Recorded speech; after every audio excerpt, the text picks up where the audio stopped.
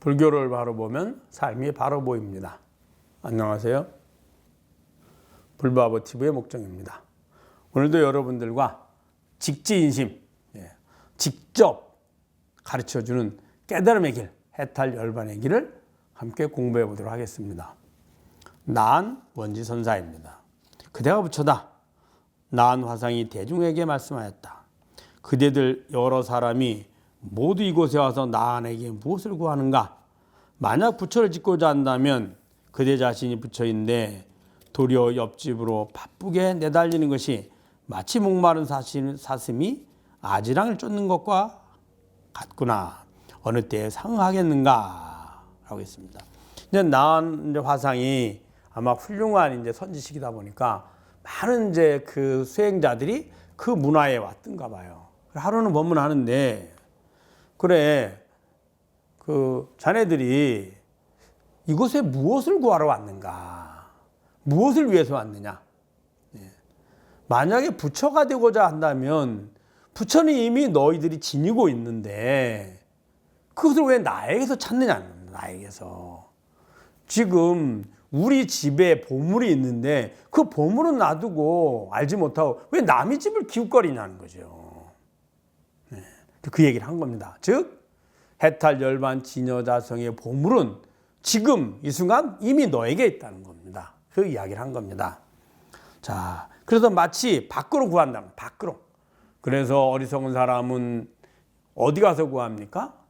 저 불상에게 구하고, 불상이 그 부처님의 상은 이미지이고 실체가 아니니 그 실체 상의 모습이 존재한다고 여기지는 저 불국정토, 극락정토 이런 곳에 계시다. 나도 그곳에 가서 부처님의 가르침을 배우고 깨달음을 얻을 거야 라고 하는 거고요.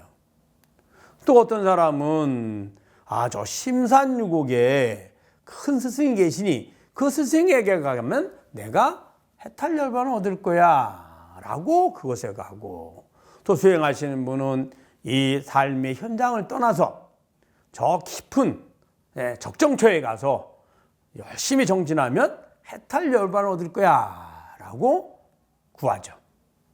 그런데 만약에 심산유곡에 가서 구할 수 있는 부처라면, 그러면은 그곳에서만 만들어지는 거라면 해탈열반은 아무도, 예를 들면 이 삶 속에 같이 함께하는 중생들은 아무도 얻을 수가 없죠. 그런 심산유곡에서 무엇을 얻게 되느냐? 혹은 저 불국토에 가서, 저 극락정토에 가서, 혹은 저 심산유곡의 스승에 가서 무엇을 얻는 거냐? 바로 몸과 마음의 행인 지녀자성인 나를 깨닫는 겁니다. 그 나는 출가하기 전에도 있었고, 초심자 때도 나고, 수행을 시작할 때도 나고, 심산유곡 가기 전에 이 도심에 있을 때도 나고, 심산유곡에 가서 수행할 때도 나고, 깨달음 얻기 전에도 나고, 얻고 나도 나입니다. 그 나를 깨닫는 것이 바로 참된 해탈열반이고 부처이니라 라고 말씀하시는 거죠.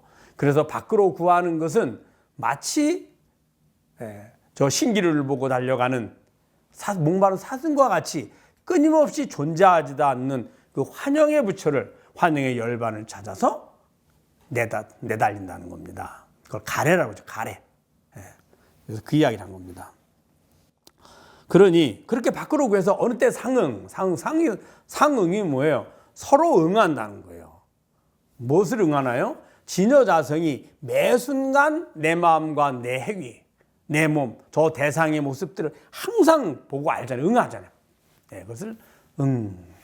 그것을 알게 되느냐? 자성을 깨닫게 될 것이냐? 이렇게 이야기한 겁니다. 너희가 부처를 짓고자 할진된 다만 허다한 전도와 반연과 망상과 나쁜 이해와 부정한 욕심들 모두 없애라. 중생의 마음이 곧 너의 초발심 때에 바로 깨달은 부처이니다.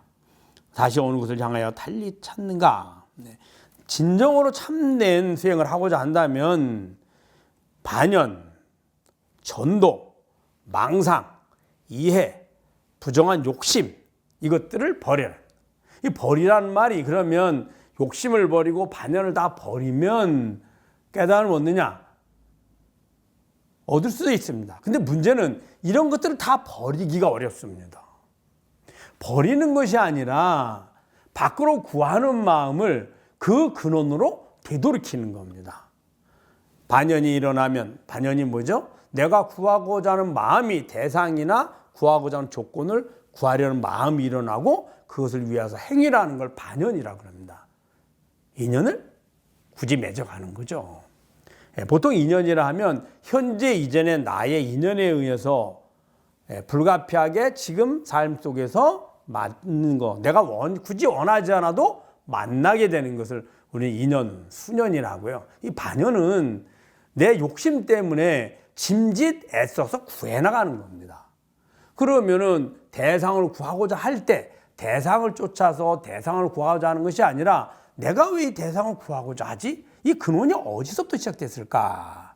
구하고자 하는 행위는 구하고자 하는 마음에서 시작을 했고 그 마음은 그 마음을 읽어내는 자성으로부터 시작했습니다. 이렇게 욕심이 일어나면 욕심의 주인을 찾아가고 반연이 일어나면 반연의 주인을 찾아가고 망상이 일어나면 망상의 주인을 찾아가는 것, 이것을 여기서 뭐라 했냐면 모두 없애라. 없애라기보단 그게 다 사라지는 뜻이 아니라 방아차 내려놓아라.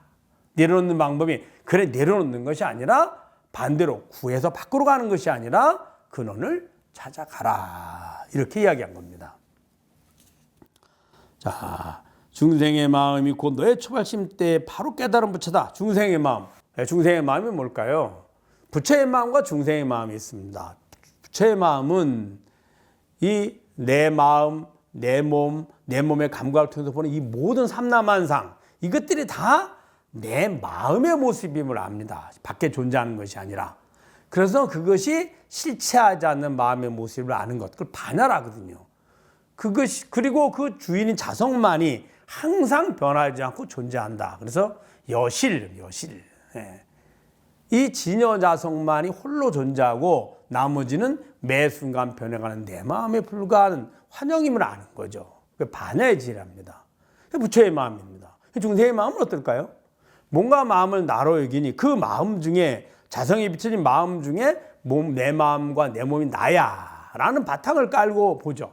그러면은 환영인 내 마음의 모습이 뭔가 마음이 실제로 있다고 여기니까 그 순간에 나머지 마음들도 다 실제로 밖에 존재한다고 착각해서 구하려고 하는 겁니다. 이 중생의 마음이죠.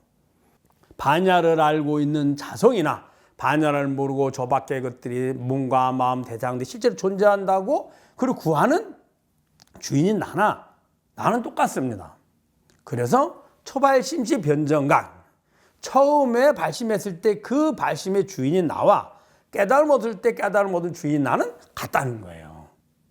여기서 그 얘기를 한 겁니다. 그래서 중생의 마음이 곧 너의 초발심 때 바로 깨달음 부처이다. 다시 어느 것을 향하여 달리 찾는가? 그 마음의 주인, 행위의 주인, 대상의 주인을 찾는 것이 이게 바로 해탈 열반의 지름길이니라 라고 한 거죠. 그대들 모든 사람은 각각 갑으로 치를 수 없는 큰 보배가 있어서 눈으로부터 광명을 놓아서 산하대지를 비추며 귀가 광명을 놓아서 일체의 선과 악의 음성을 듣는다. 6개의 문이 주야로 항상 광명을 놓으니 또한 이름을 방광삼매란다. 그들이 스스로 알지 못해서 그림자만을 취하는구나. 자, 이미 자성이 있기 때문에 마음이 있고 마음이 아니미 설신의 6가지를 통해서 드러나거든요. 마음에서만 드러나면 생각이요, 사념이요, 의요, 의지가 되고요. 그 다음에 눈으로 드러나면은 밖의 대상을 보고하는 거고요. 대상을 보고할 때 주인이 자성이 보고하는 거지 눈이 보거나 마음이 보거나 몸이 보는 것이 아닙니다.